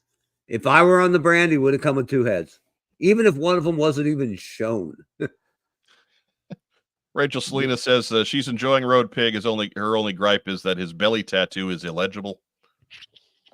Yeah, it's kind of hard to tell what it's saying. Yeah. But he also seems like the kind of guy who, who would get like the Nobody Gertz tattoo. So, Right. Yeah, probably true. Or spell dreadnoughts with a C. Right. That brutal chest cut is even worse on the big boys, on the heavy guys. Yeah. Right? Like they used to put that on Dusty Rhodes. And I'm like, Dusty Rhodes didn't even articulate mid-torso. Right. Come on. Plus, it cut through whatever that thing was that was trying to grow out of his stomach. I don't know what that was. Yeah. But it's a Quato? Is that what that is? But Road Pig has that. He's got his football pads that help a little bit. I guess. You could have made him bigger and had him come down right to the tattoo or the cut, but whatever. Oh.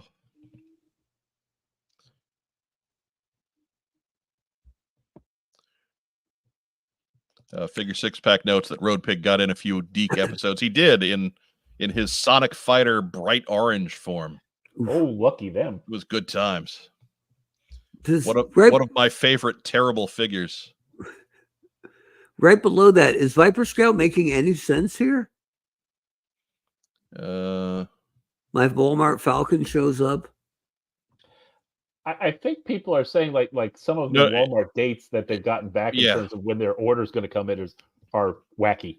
Yeah, he actually said something about it last week, that the shipping date for his Falcon 2-pack is somewhere in 2374.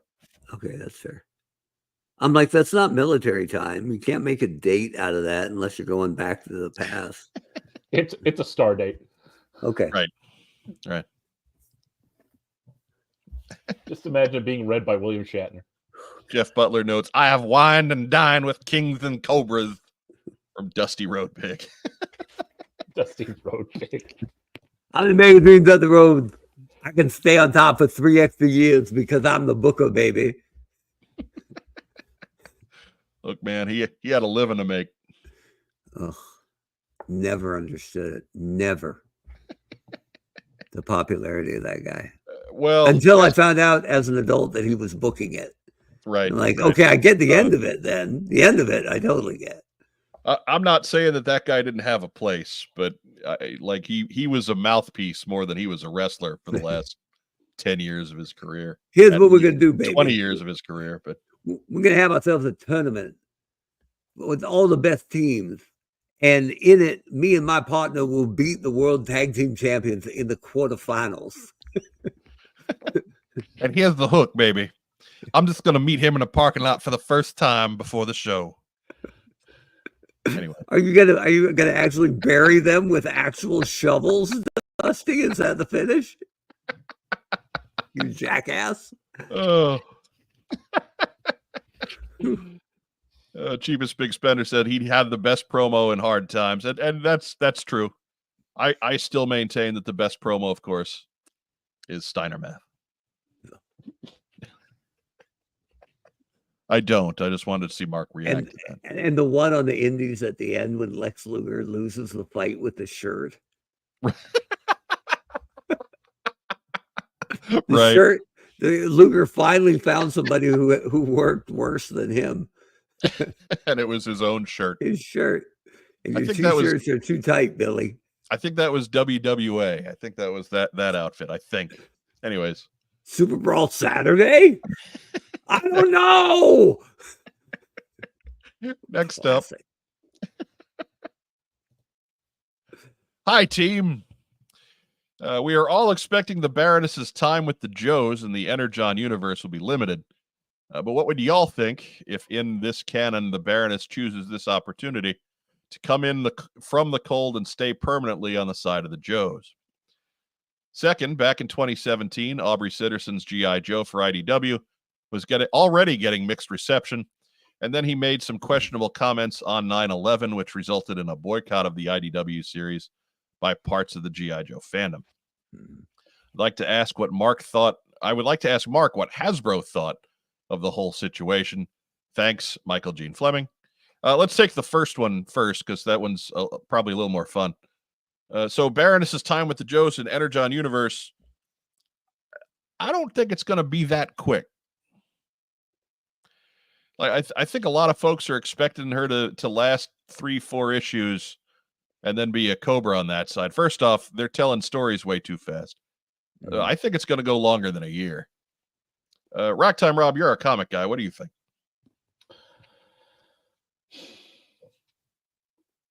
You know, the nice part about this is I actually don't know.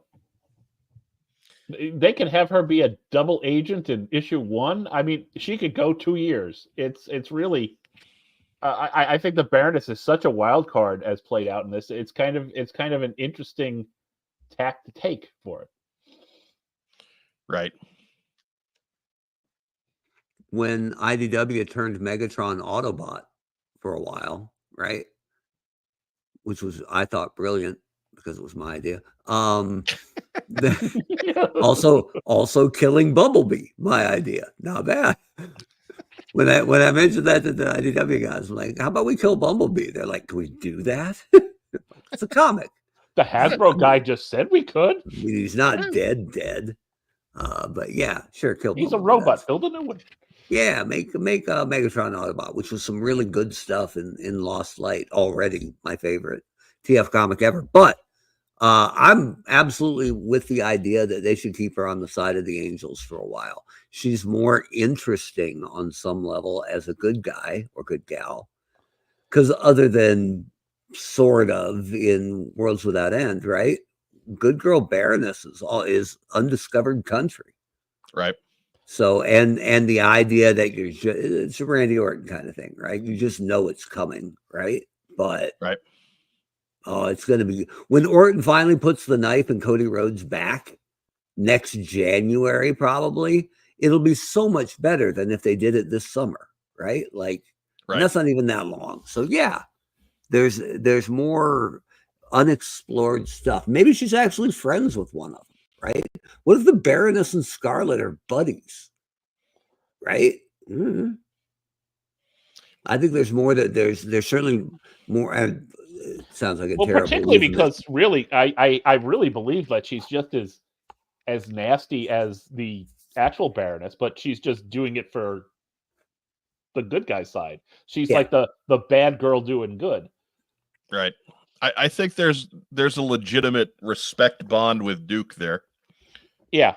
Like my guess is that if you're going to make the Baroness a good guy, then not only is she going to be a good guy for a while, but they're going to she's going to be a standout good guy. Like she's going to be invaluable until, eventually that turn comes and makes it that much bigger, like Mark and his Randy Orton allegory. So no, like she's going to be the deciding factor in the first couple of encounters, I think, and then somehow they're gonna get an in with the Baroness, and she'll slowly work her way back over the other way. Because I think ultimately you have to, but I think it's gonna take a while. I think we're gonna be the slow build on that one. Yeah. She's one of the more interesting characters established so far. So the longer they pull on that thread, the better the book's gonna be. But eventually, the scorpion stings the frog, right? Right. Why? Because it's a scorpion. McDowell said he wants a classified figure of this new good Baroness. I'm with you there. Oh, be something different. Here's what you want, and it's one of the things I never got done that breaks my heart. They had done had some character studies done. Hasbro did, and they're public. They're out there. They're just not everywhere. Google massive black Baroness.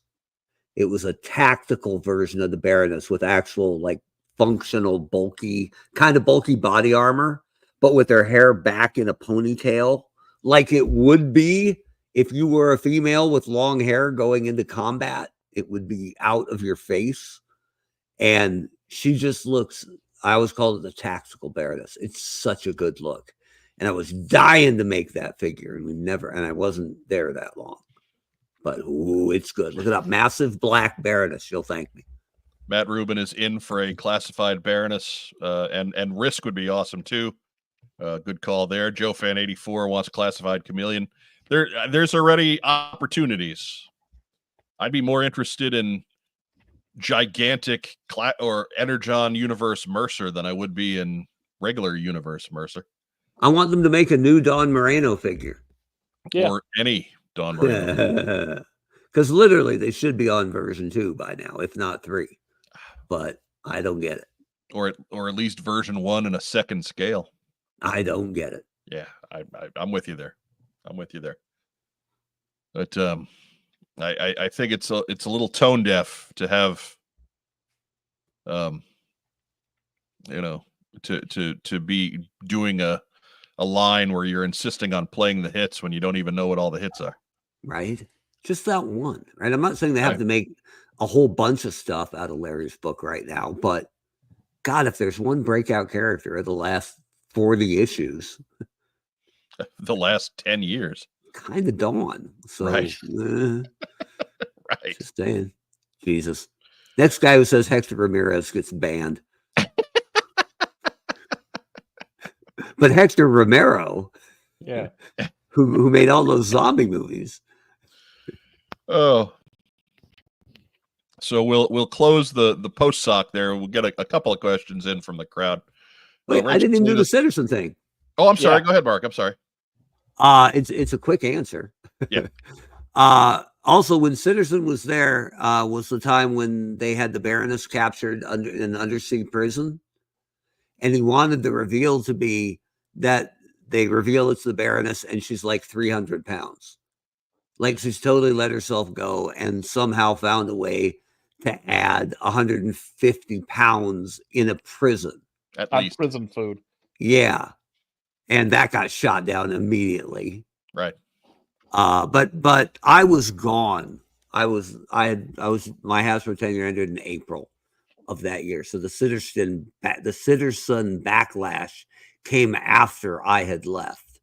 But when it first just exploded, mainly on message boards, I sent Daryl a note and just said, with a link, just want to make sure that you're aware of this. And he's like, we've been talking about that all day. So cool. I wasn't trying to play know-it-all, but even when and that was a deep cut, but even when the wound was that raw, I still cared about the brand. I'll always care about the brand. And I didn't want anybody, treating it poorly. Right. And so I rang the bell just in case, but Daryl was already all over it. So anyway, Yeah. I was already gone, but they were aware of it pretty much from jump. Yeah. I may know the guy that blew the first whistle. Oh, very nice. Yeah. He said, looking off screen. Right. Anyways, yeah. So I guess the short answer there is Mark wasn't there to give you the official feedback, but it couldn't have been good. On top of it, it was an incendiary way to try and sell more of a really poorly written book. Yeah. Which is just The less said about it, the better. What a waste of time. It was awful. Ugh, the IDW combined universe. Can we just bury that and leave it buried? Good God. We ignore that.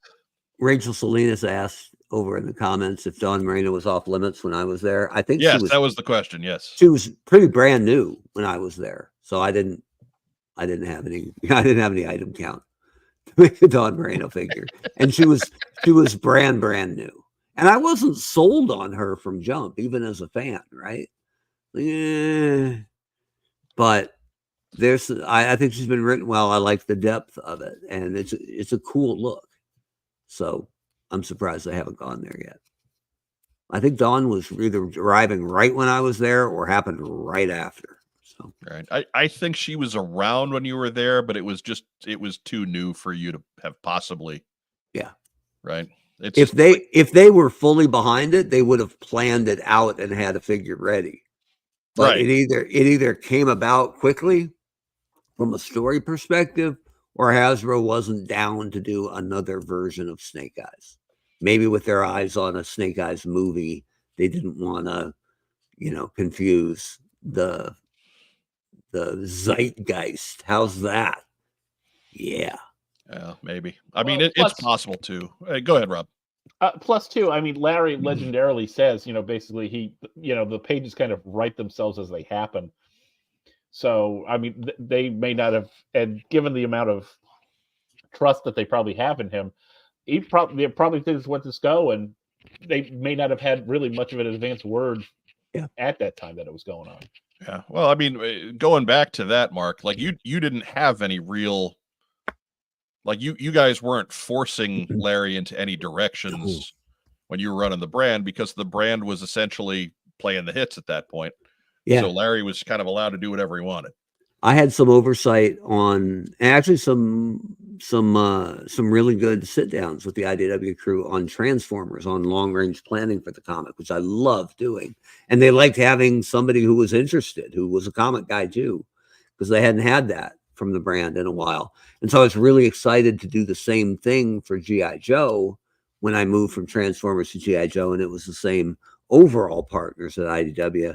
And immediately they told me, I think there were 3 books at the time, they're like, these two can't wait. Larry's book, it's good.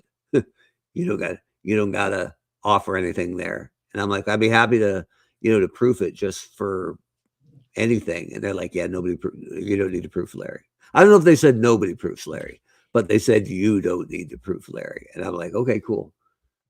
And then like 3 months later, not to be mean, but I was like, I would have kept Stalker from growing up in Brooklyn. Right. Just saying. Right. There were some I can't be mad at the guy. I mean, he was picking up a book after how long of a hiatus?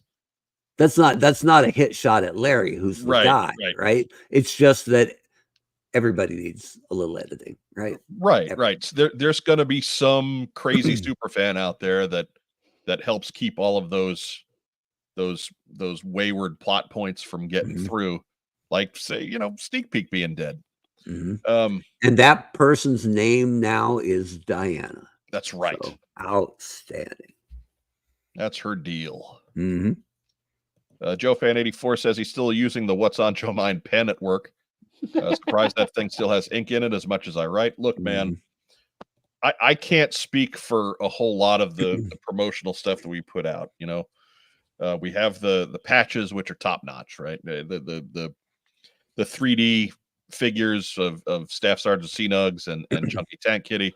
They're as good as 3D figures are going to be. Don't get them wet, obviously, but there's kind of a finite time on a lot of that 3D printed stuff. But those pens will be here through the end of this universe and the birth of the next. Yeah, those are big pens. Those are the classic clickers, man. I will never deviate from that pen as our pen. Our pens never run out of ink. Which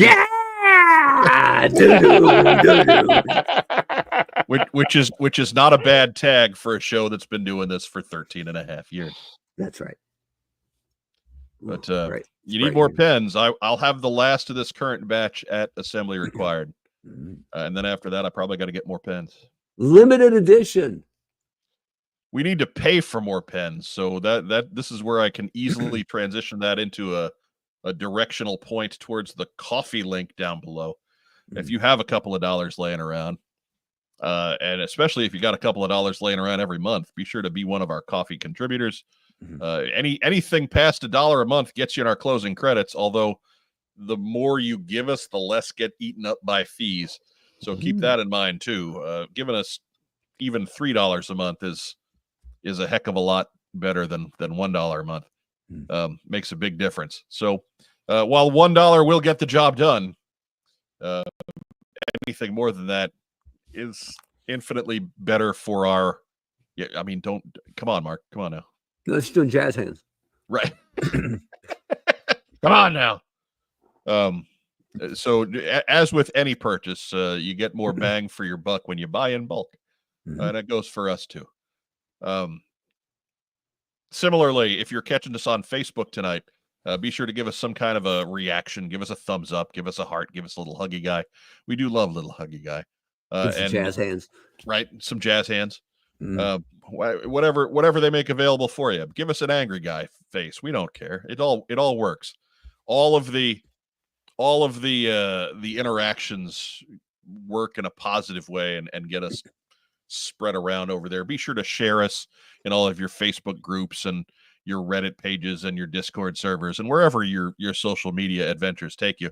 If you're catching us here on the YouTube, those two big buttons in the middle of the screen, they're like and subscribe, the big ones, of course, always. And of course, leave us a big boy comment down below. Give us your thoughts on what went down tonight.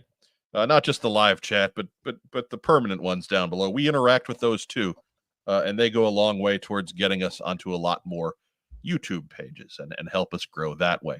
You guys have been great about that the last couple of months, and it has made a difference. We have started to climb that staircase again, and I really think it's entirely because of you guys. I can't do anything different, right?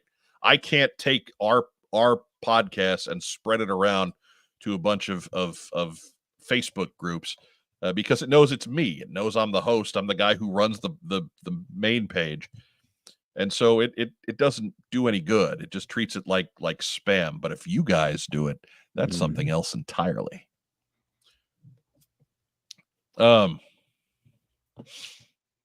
Dennis Fleming says he doesn't do Huggy. Well, I mean, come on, man. We love little Huggy guy. But so again, I think that's all of our call to action stuff. We only like to do that once or twice or 8 times an episode. But we're getting to it kind of late tonight, so figure we might as well. Getting late. We're not getting a bunch of questions in the live chat, so we'll roll into what we got in. Rack Time Rob. Okay, well, people saw peaks of what I got in. Right. I got Road Pig and his, And his Wonder dog. Hound. And of course, not Joe related, but cool as heck anyway. Adam West. Yeah. Adam West. Does he come with Batusi hands? Yes. Yeah. Outstanding. Come on now, Mark. It's got to Just have saying. juicy hands. Just saying. The only drawback, no can of bat shark repellent. Yeah. Yeah, that was a little bit of a downer. Can you set him up so he's using the Batusi hands to give the Roddy Piper to somebody? Because that'd be awesome.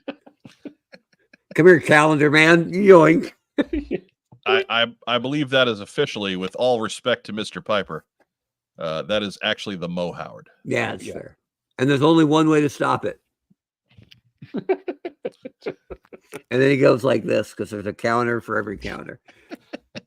Mark Weber. Mm-hmm. What'd you got in?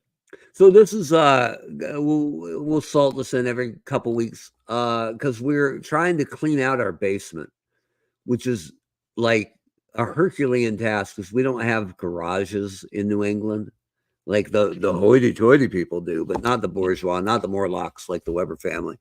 So the basement has been our garage forever. Just put it like we actually have boxes we're opening up that moved from Arizona that never got opened. And anyway, we're trying to get the basement finished, right? We want to finish off the basement or most of it, which might mean a new podcast location for the web. Yeah, we're looking forward to that. But it also means I'm going through boxes of stuff I ain't been through for a long time.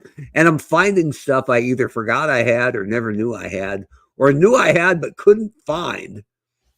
So today's lucky winner is the Night Force Crazy Legs file card. Oh, well. Oh, wow. I had the figure, but not the file card. And if you think, wow, that looks pretty good, Webb, that's because of creative editing, because it ain't perfect. The special effects on this show are outstanding. Look at the camera, try to adjust to it. You can do it, little camper. Anyway, this thing was about a third as expensive as you think it would be because of the Phoenix Force in white rising off the bottom of the card. But whatever, I didn't have it, and then I got it, and cool. So that what I got in is something I already had, but literally had lost for like 7 years. So welcome home. Is it Elroy Hirsch? What's his name? David Thomas. He's not Elroy Crazy Legs Hirsch. Just checking. David Thomas. Welcome home. No, he is SCTV's Dave Thomas. What else you got, Mark Weber? I mean, I got Road Pig like most people got this week, so cool enough. But the big news for this week, tomorrow from NFLShopZone.com, 2 terrible towels are arriving. Now I have one hanging in my bedroom, but it's like the Super Bowl 51, right? And it's got like little pins on it and stuff. It's been up forever. I don't want to move it. But my son Derek has become a big football fan this last year, all on his own. Adopted his dad's Pittsburgh Steelers love, and he's going to school about 2 hours east of Pittsburgh, but he's never been to Pittsburgh. And because I didn't want to be surrounded by Patriot fans booing me, I've never seen my favorite football team play live. Never. So this coming Sunday or Saturday, I'm flying to Pittsburgh, and my son's picking me up at the airport. And we got, man, they're good seats. They are third row behind the Steelers bench on the 45-yard line. Oh, wow. We're going to watch the Steelers and the Jets on Sunday Night Football. It'll be the first Steeler game for both of us. And I've been this excited for like any event in a long, long time. So what week is that? it's this coming Sunday. Oh, okay. All right. Sunday night football, Jets Steelers. Ooh, You gonna can't be back wait. for the show? On Tuesday, I am. Yeah. All right. Originally, we had a soccer game at 3:00 on Monday, and I was doing the math because it's a Sunday night football game, Right. and that's 8.5 hours away from Rhode Island. And I'm like, even with Derek driving, there's not a chance in hell I'm making that game. No. Unless Derek just drives up Dukes of Hazzard style and opens the door and I just fly out and they get some smelling salts to wake me up for the game. So luckily we got the game moved. But yeah, I'm so pumped up for Sunday night football. Get to watch my team for the first time there against a beatable opponent. I don't know if you've seen the Jets lately. Yeah, absolutely. And by lately, I mean the last 45 years. Can't wait. Can't wait. Since Joe Willie ran off the field doing this. Right? Yorktown Joe has it right. Wear a What's on Joe Mine shirt, and we'll see if we can spot you. No, I'm pretty sure it's a Polamalu for me, and my son's a big TJ Watt fan. But it's going to be freezing, right? Pittsburgh Sunday night in late October, so we're going to be wearing parkas and gloves. But I cannot wait. It's going to be a good time. Jay Solo Arts says, "Congratulations, Mark. I hope Justin Fields delivers for you." And that's a Bears fan comment. So far, so good. And the Bears were good to him, right? They weren't mad at him. They just couldn't afford not to take Williams at 1-1. So Fields has been okay so far. We'll see. Strange enough, I think the best game he had was the one he lost to the Colts. Yeah. Welcome to the show, Jay Solo Arts. It's not a name I remember calling out before. So welcome to the program. I got the same thing everybody else got. I got Road Pig. I got Raptors over there. I just haven't had a chance to open anything. It was a busy week. I have to answer a couple of other odd questions I've gotten on social media. And by odd, I don't mean odd. I just mean more random. But I have continued to accumulate Beachhead figures. Beach Party 86 is still a thing. But I have taken those package arrivals and hopefully have turned them into something that everyone can enjoy in little 3 or 4 minute increments over there. So I just got to figure out how much actual usable footage I have, and we'll get that out there as hopefully some bonus content within over the next couple of weeks, and everyone can continue to stay caught up with Beach Party 86. So there are more. It's going to be good. When last we left you, we were at what, 175, 177. I don't remember what it was the last time we did it. But it was something along those lines. So there's more than that now, and we've got some other cool goodies from the Real American Hero run that are part of these unboxings and videos as well. So fear not, it continues to grow. It's going to be a good time. And spoiler, it rhymes with stop motion animation. Yes. It does not. It does. It does not. It does. It's glop motion animation. There's some live motion animation, and where I dropped something at one point, but shout outs, Rack Time Rob. Shout out to the studio audience. Thanks for tuning in tonight. That's it. That's it. All right. Mark Weber, shout outs. I mean, it's pandering because I already gave her a shout out, but Diana Davis has been public about her mom going through some health stuff, but feels like we're maybe on the upswing. So shout out to Diana's mom. How about that? Bam. There you go. You be that way then. You take my shout outs. And shout out to, oh yeah, right. You get to go last, so we get the chance to be heroes before you. Shout out to Aaron Rodgers pulling a hamstring in the first quarter on Sunday night. Come on now. Don't be wishing injury on anybody. Just saying. You want to beat their best.